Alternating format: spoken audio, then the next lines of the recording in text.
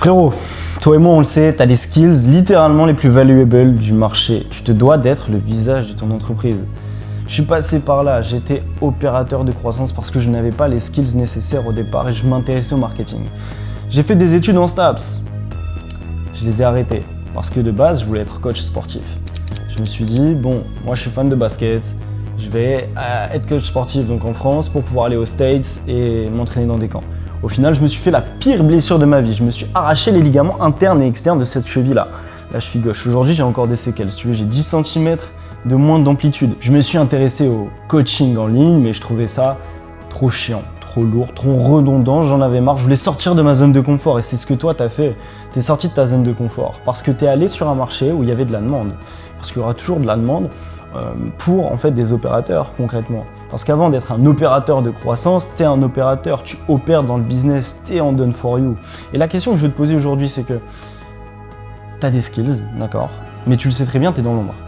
Et si t'as commencé par être dans l'ombre, c'est parce que tu voulais faire tes preuves. Et aujourd'hui, t'as des résultats avec tes clients. T'as déjà un peu de résultats avec tes clients. Qu'est-ce que tu attends pour documenter ça, créer une brand autour de ça? Moi, c'est ce qui m'a permis de faire plusieurs choses. Je vais te les expliquer. La première, c'est de signer plus de clients au pourcentage. Ok, parce que j'ai signé comme un filou mes premiers clients dans le gros operating, je me souviens. J'allais booker des calls chez les gens, chez un coach typiquement, et je lui proposais mes services dans le call. Ceux qui ont fait ça, Sartek, comme on dit. Donc voilà, ensuite j'ai eu mes premiers upfront, 300, 500 euros. Alors à l'époque c'était sur School, si vous voulez vous pouvez aller sur ma chaîne YouTube et aller vers le bas, vous verrez, j'ai laissé quelques vidéos quand même. Et au final, après avoir accumulé des résultats, accumulé une chaîne YouTube, j'avais de plus en plus de gens qui venaient vers moi. Mais je savais que au final je vendais trop cher parce que je m'adressais à des créateurs et au final je commençais à dévier vers un business de coaching mais axé pour des créateurs.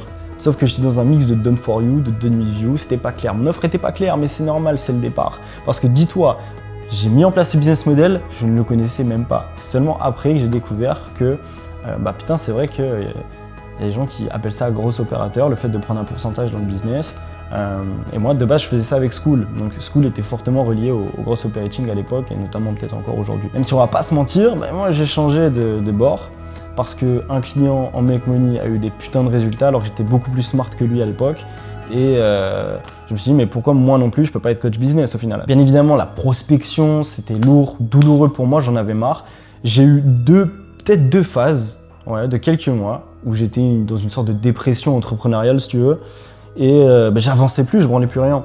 Je prospectais plus, des clients me lâchaient. Le problème, c'est que le client, tu lui disais de mettre en place certaines choses, il le faisait pas, il bossait pas. Parce que t'es pas une autorité en fait pour lui. Pour lui, t'es juste un opérateur. T'es un putain de membre d'équipe. C'est-à-dire que le gars s'en branle. Il peut te remplacer du jour au lendemain en réalité.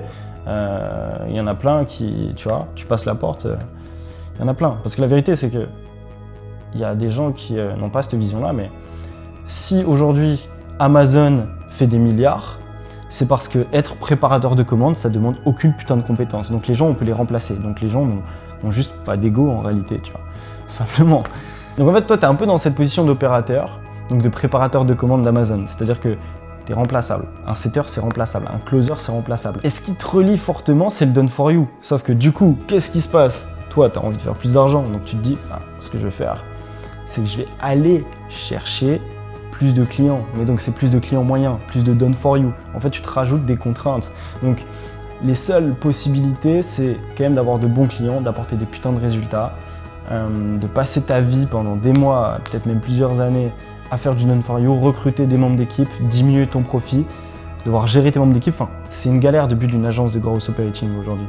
Okay, si t'as pas un brace case qui tombe littéralement du ciel, c'est une putain de galère. Aujourd'hui, c'est que j'ai construit 4 putains d'actifs pour les business make money. Et je les ai tous construits sur le terrain. Je te laisse aller voir sur mon compte Insta, j'en ai fait un carrousel. Micro-brain d'éducation, d'accord, ce qui te permet d'être visible dans un océan rouge par rapport à un bateau digital, d'accord, une propriété privée intellectuelle.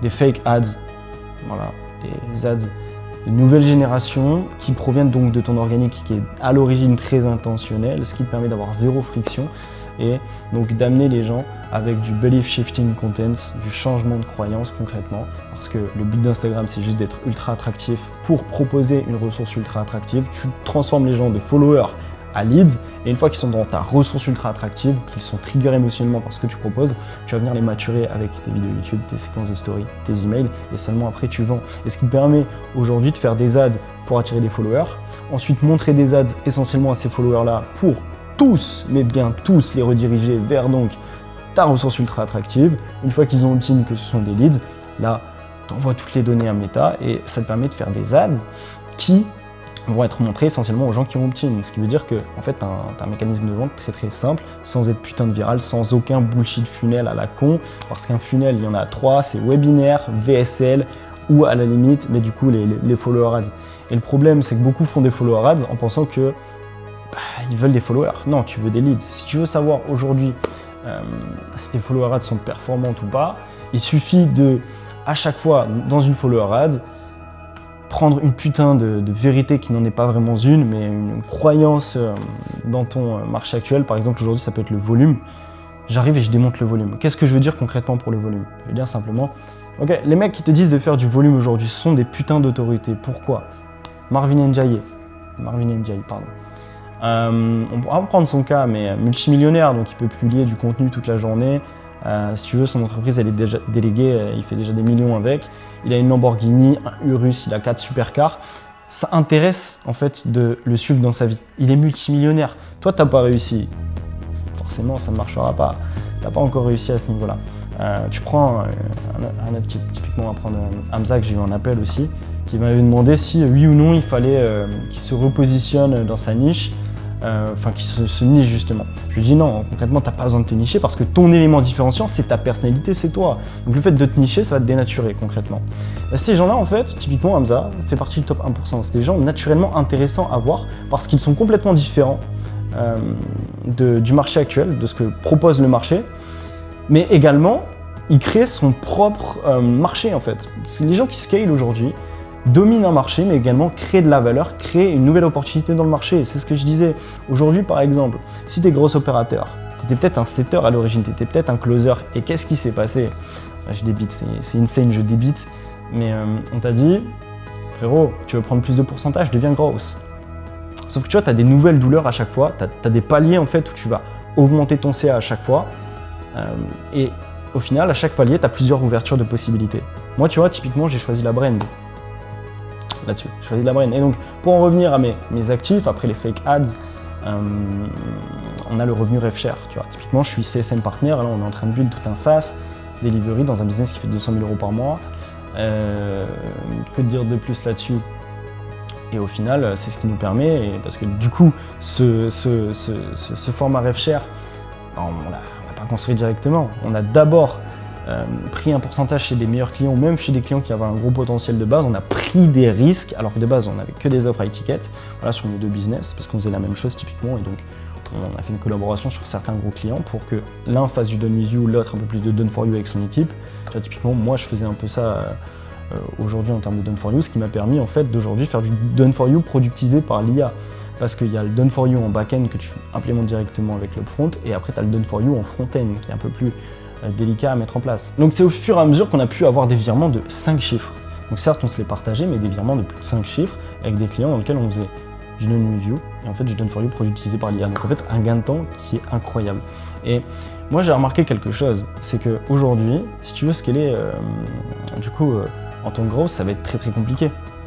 Parce que forcément, comme je l'ai dit, tu multiplies les contraintes, ou alors tu tombes sur un vrai scale. Enfin, en fait, le pourcentage de chance est très faible. Mais à l'inverse, quand tu as une brand, tu te concentres simplement sur tes meilleurs clients qui t'ont déjà payé et te considèrent déjà comme un mentor, qui sont déjà ultra satisfaits. Et je vais vous donner une théorie qui part de notre système RevShare également, qui n'est pas une théorie parce qu'elle est mise en pratique, on va dire, qui est très simple.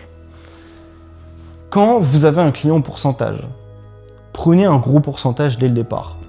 Et après, faites un barème de revenus. Pourquoi? Parce que, en fait, dès que tu fais gagner de l'argent en pourcentage à quelqu'un, tous les mois, il aura une douleur à te faire ce virement-là. Quoi qu'il dise, il aura une douleur, quoi qu'il soit content, etc. Tu fais gagner 60 000 € à quelqu'un demain, premier mois, il est très content, il va te faire le virement avec joie. Le deuxième mois, bon, voilà. Et tu comprends qu'en même temps, le mec, vu que tu l'as fait gagner de l'argent très facilement, va se dire que, en fait, la charge de travail repose sur toi. Et lui, sa charge de travail va diminuer. Donc, qu'est-ce qui se passe?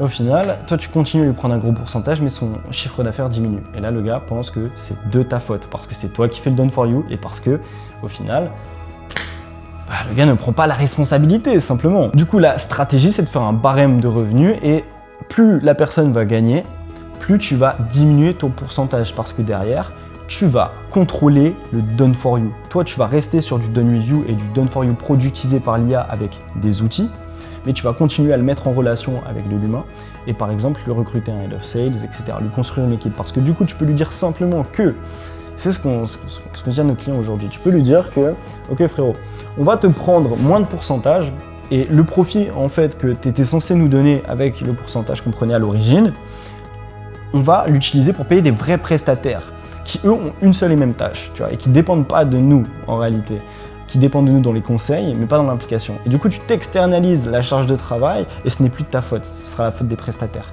Et donc, tu pourras garder un client sur le long terme parce qu'il dépend de toi en termes d'outils avec notre SaaS, parce que du coup, le quatrième actif, donc le premier micro-brand, fake ads, d'accord, en termes d'acquisition, le deuxième RevShare pour en make money, que vous soyez, si vous regardez cette vidéo en make money B2C, il y en a plein que vous perdez de l'argent en make money B2C, vous lâchez vos clients alors que littéralement vos clients peuvent vous rapporter énormément d'argent. Pareil pour les business lead gen et pour les grosses, vous connaissez déjà ça, mais là on a un autre step, c'est pour aller chercher les 100K. Donc je pense qu'il n'y a pas beaucoup de grosses qui ont des clients qui font 100K honnêtement. Et donc sur le terrain, ça nous a amené à créer un SaaS pour pouvoir délivrer et en même temps gérer l'intégralité des data de nos clients, pouvoir rajouter n'importe quel type de membre d'équipe, pouvoir gérer des projets. Et donc au final, annuler la friction sur des Google Sheets, des membres d'équipe, tout est centralisé en un seul et même endroit. Tout est beaucoup plus simple. Bon, on fait une pause de petites minutes, j'ai le bord de l'eau. Donc comme tu le vois, dans chaque marché, tu as des limites. Le marché infopreneurial, typiquement, les formations n'ont plus aucune valeur aujourd'hui, même si moi je considère que ça va revenir entre guillemets à la mode, parce que les gens vont comprendre la différence entre une vraie formation et un coaching. Et une formation, c'est très bien pour des débutants, parce que la vérité, c'est que des fois, tu veux juste apprendre la compétence, avoir la théorie, et t'es pas obligé d'avoir un coaching, tu vois. Mais bon. Et dans le marché du coaching, là, il y a vraiment une dissonance en fait cognitive qui se passe, et un écart de richesse. C'est-à-dire que aujourd'hui, 80% des richesses du marché sont prises par 20% du marché, à peine. Donc, en fait, comme dans la vraie vie, tu as un écart des richesses entre les riches et les pauvres qui va faire qu'augmenter. Et donc, c'est pour ça qu'on est en train de dire que le marché du coaching est en train de crever. Les personal brands sont en train de mourir à petit feu parce qu'il y a une différence entre ce que je vous disais au début de la vidéo, mon premier actif, avoir une micro-brand et une propriété privée intellectuelle qui n'est pas du montage, qui n'est pas, si tu veux, de la viralité, qui n'est pas de l'influence, en fait, de la personal brand à l'ancienne, mais qui est vraiment le fait d'avoir ton business et ton visage qui est le hook de ton business. Et ça, c'est deux choses, mais qui sont complètement différentes. Et donc, on en vient au cas des gros opérateurs, mais il y a l'IA, il y a l'agence IA. Enfin, vous allez voir que, il y a des agents IA, pardon. Vous allez voir qu'il y a des entreprises qui vont commencer à vendre des agents IA aux créateurs, etc. Et pour à peine quelques euros, ils vont remplacer le done for you avec des opérateurs, tu vois. Moi, typiquement, aujourd'hui, j'ai un tech partner qui nous permet de setup les back-ends, qui nous a setup le SaaS. Et au final, il n'y a pas réellement besoin d'opérateurs dans le business, tu vois. À la limite, on peut mettre un head of sales, setter, closer. Mais encore une fois, du coup, cette compétence-là, elle est alliée pas aux gros opérateurs, mais au head of sales. Donc, une fois que tu as mis en place les back-ends, le seul endroit où tu vas pouvoir agir, c'est sur le front-end. C'est-à-dire que tu vas passer ta vie à créer du contenu pour quelqu'un d'autre. Alors que de base, c'est son job, tu vois. Donc tu vois qu'il y a quand même un gros problème là-dedans. Bon, il n'y a plus de batterie sur la caméra, donc frérot, c'était opérateur de croissance. Je t'invite à aller checker mon histoire. Envoie-moi le mot 303 en DM, on pourra discuter un peu de ta croissance. On est en train de launch une nouvelle offre pour vous, essentiellement. Parce que, en fait, on peut bifurquer là-dessus, c'est très intéressant. Il n'y a personne aujourd'hui qui scale les gros opérateurs. Moi, j'ai largement les skills dessus. Je suis CSM partenaire dans un business, je délivre des gars, c'est-à-dire qu'un mec qui fait 200 000 euros par mois m'a mis, lui, dans son business pour délivrer ses clients. Bizarrement, j'ai pris 5 appels avec un client et ce mec-là, il passait à 110K par mois. Voilà, ou même peut-être plus. Donc ça, c'est en contracté et je crois qu'il a fait en collecté dans sa poche 90 000. Bon allez, je t'embête pas plus, mais il faut que tu comprennes ça réellement. Ton prisme de pensée te limite chaque jour que Dieu fait, sincèrement.